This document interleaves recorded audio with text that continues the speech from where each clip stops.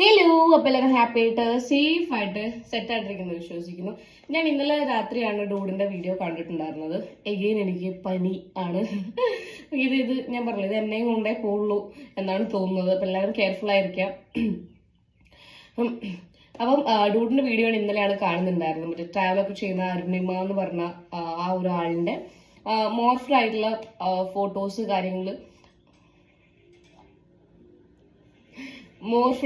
Photos കാര്യങ്ങളൊക്കെ spread ആയിട്ട് അതിനെതിരെ ഓൺലൈനിൽ കേസ് ഫയൽ ചെയ്തു എന്ന് പറഞ്ഞുള്ള ഒരു സാധനം. ഞാൻ ഫാൻ ഓഫ് ചെയ്തിട്ട് വരാം, ബിക്കോസ് കറണ്ട് ഇല്ലായിരുന്നു ഞാൻ വീഡിയോ ചെയ്യും.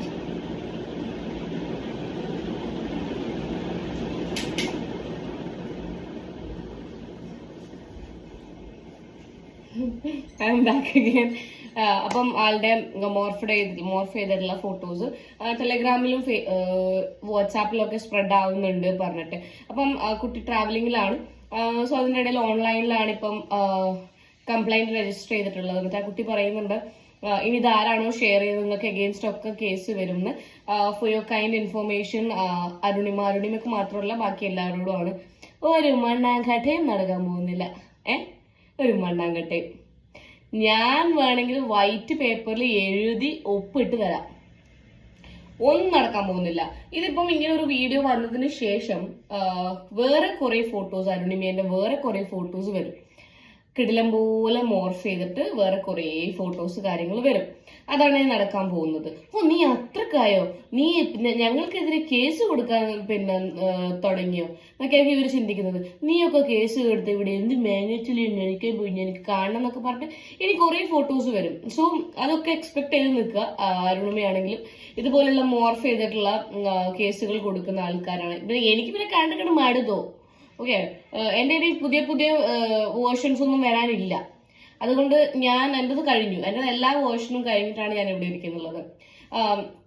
ഇത് ഞാൻ പറയട്ടെ, ആരുടെ ഫോൾട്ടാണത്?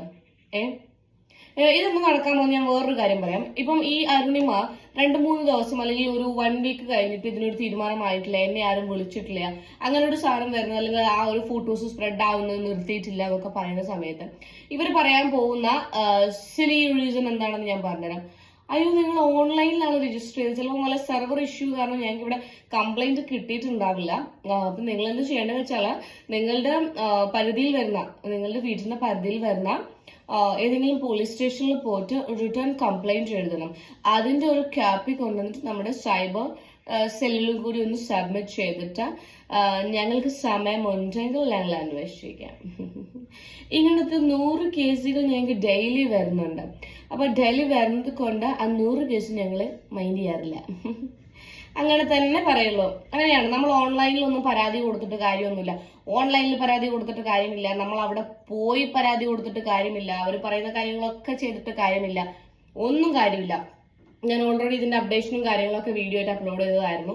ഞാൻ ഫോൺ സബ്മിറ്റ് ചെയ്തിട്ടുണ്ടായിരുന്നു. അതിന്റെ എന്തോ നമ്പേഴ്സും കാര്യങ്ങളൊക്കെ വേണം എന്നുള്ള രീതിയിൽ. അതായത് അവർക്ക് ഞാൻ ചോദിച്ചിട്ടുണ്ടായിരുന്നു എന്തിനാണെന്നുള്ളത്. അപ്പൊ അവർ പറഞ്ഞു അവർക്ക് കോടതിയിൽ എഴുതുന്ന സമയത്ത് എഴുതണം ഇന്ന IMIO എന്നതിന്റെ പേര് IMIO ആ നമ്പറുള്ള ഫോണിൽ നിന്നാണ് ഞങ്ങൾക്ക് ഈ സ്ക്രീൻഷോട്ട് കിട്ടിയത് എന്നുള്ളത് കോടതിയിൽ കൊടുക്കണമെന്നാണ് പറഞ്ഞത്. ഞാൻ എല്ലാത്തിനും റെഡിയാണ്. ഓക്കെ, ഞാൻ എന്റെ ഫോൺ സബ്മിറ്റ് ചെയ്തു. പിന്നെ അവര് വിളിക്കുന്ന സമയത്ത് പോയി കാര്യങ്ങൾ അപ്ഡേറ്റ് ചെയ്യുന്നുണ്ട്, എല്ലാം ചെയ്യുന്നുണ്ട്.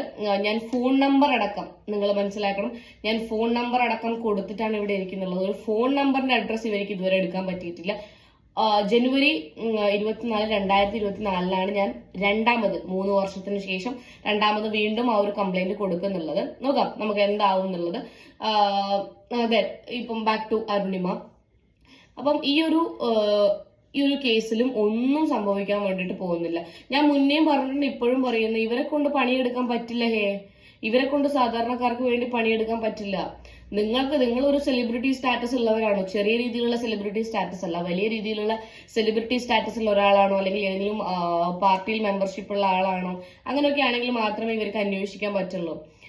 അത് എന്തുകൊണ്ടാണെന്ന് എനിക്കറിയില്ല. പിന്നെ എന്തിനാണ് അങ്ങനെ ഒരു സൈബർ ഡോം അല്ലെങ്കിൽ സൈബർ സെക്യൂരിറ്റി സിസ്റ്റം അല്ലെങ്കിൽ ഈ പറയുന്ന പോലെ കേരള പോലീസും ഒക്കെ ഇവിടെ ഉള്ളത് എന്നുള്ളത്. അങ്ങനെ ഇടുന്നതിനേക്കാളും ബെറ്റർ പൈസക്കാർക്ക് വേണ്ടിയുള്ള പോലീസ്, സെലിബ്രിറ്റീസിന് വേണ്ടിയുള്ള പോലീസ്, ഇന്ന പാർട്ടിക്ക് വേണ്ടിയുള്ള പോലീസ്, അത് സെപ്പറേറ്റ് പല പാർട്ടിക്ക് വേണ്ടി പല പോലീസ് സ്റ്റേഷനുകളും പല പല സൈബർ സ്റ്റേഷനുകളും നിർമ്മിക്കുന്നതാവും കുറച്ചും കൂടി ബെറ്റർ എന്ന് എനിക്ക് തോന്നുന്നു. അതാകുമ്പോൾ സാധാരണക്കാർ യൂസ്ഡ് ആവും, ഓൾറെഡി യൂസ്ഡ് ആയി, സാധാരണക്കാർ എല്ലാ കേസിലും യൂസ്ഡ് ആയി, അത് വേറെ കാര്യം.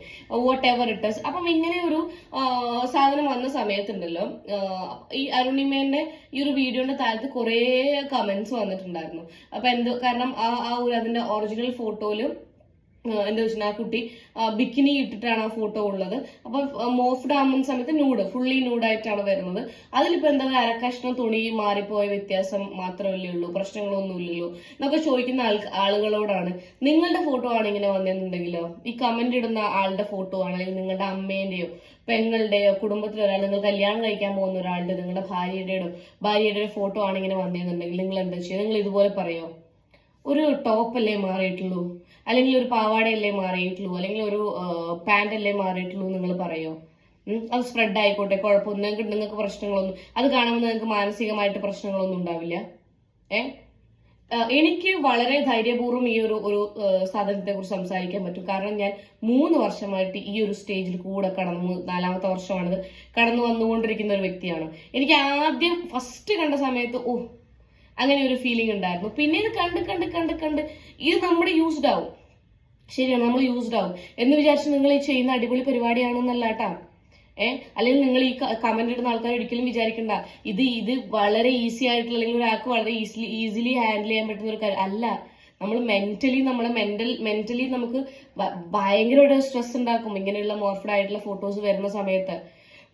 അത് ഉണ്ടാക്കുന്ന ഓന്റെ ഒരു മെന്റൽ സ്റ്റേറ്റ് നിങ്ങളൊന്ന് ആലോചിച്ച് നോക്കിയേ. ഇവനെല്ലാം ഡെയിലി ഇത് ഉണ്ടാക്കുന്ന, ഇവനായാലും ശരി ഇവളായാലും ശരി, ഡെയിലി ഇവരെ വീട്ടുകാരെ ഒക്കെ ന്യൂഡായിട്ട് ഇവര് ഇമാജിൻ ചെയ്യുന്നുണ്ടാവില്ലേ അല്ലെ മൈൻഡില്.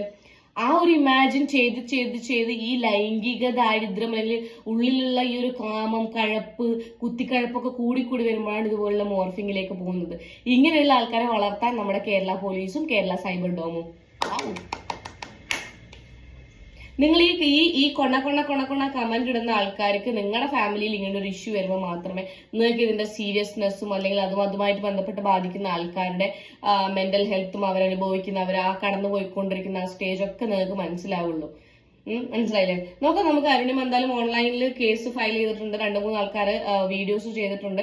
അത് കണ്ടിട്ടെങ്കിലും ഇവര് ഒന്നുമില്ലെങ്കിൽ അരുണിമേനൊരു ഫോൺ വിളിച്ചിട്ട്, അരുണിമ നമുക്ക് ആ കംപ്ലൈന്റ് കിട്ടിയിട്ടുണ്ട്, ഒരു 1000 കംപ്ലൈന്റ് ഡെയിലി വരുന്നുണ്ട് എന്നുള്ള സ്ഥിരം ക്ലീഷേ ഡയലോഗ് എങ്കിലും അടിക്കട്ടെ എന്ന് ഞാൻ പ്രാർത്ഥിക്കുന്നു. അല്ലാണ്ട് ഇവിടെ ഒന്നും നടക്കാൻ പോകുന്നില്ല. ഞാൻ പറഞ്ഞില്ലേ, നമ്മൾ നമ്പർ അടക്കം കണ്ടുപിടിച്ചു കൊടുത്തിട്ട് ഒരു മാങ്ങാത്തൊലിയും നടക്കാത്ത നമ്മുടെ നാട്ടിൽ ഇതിനും വലിയൊരു സംഭവം, ഇതൊരു വലിയ സംഭവമായിട്ട് ആരാണോ സ്പ്രെഡ് ചെയ്തിട്ടുള്ളത് അവരെ കണ്ടുപിടിക്കുമെന്ന് എനിക്ക് തോന്നുന്നില്ല.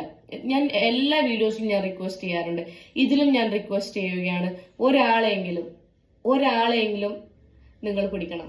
നിങ്ങൾ സൈബർ ഡോം, കേരള പോലീസ് പറഞ്ഞില്ലേ, നിങ്ങളൊരു വെല്ലുവിളി ആയിട്ട് എടുത്തോ. എന്നാല് ഇതുവരെ റിക്വസ്റ്റ് ഒരു വെല്ലുവിളി ആയിട്ട് എടുത്തോ. നിങ്ങളുടെ ക്രെഡിബിലിറ്റിനെ ഒക്കെ ബാധിക്കുന്ന ഒരു വെല്ലുവിളിയായിട്ട് നിങ്ങൾ എടുത്തോ. ഇതിലെങ്കിലും ഒരാളെങ്കിലും പൊക്കാൻ നിങ്ങളെ കൊണ്ട് പറ്റുമോ സക്കീർ ബൈക്ക്? നന്ന് പൊക്കി കാണിക്കണേ ദയവേദിട്ട്. എന്നിട്ട് അവരെ മീഡിയന്റെ മുന്നിലും കൊണ്ടുവരണം.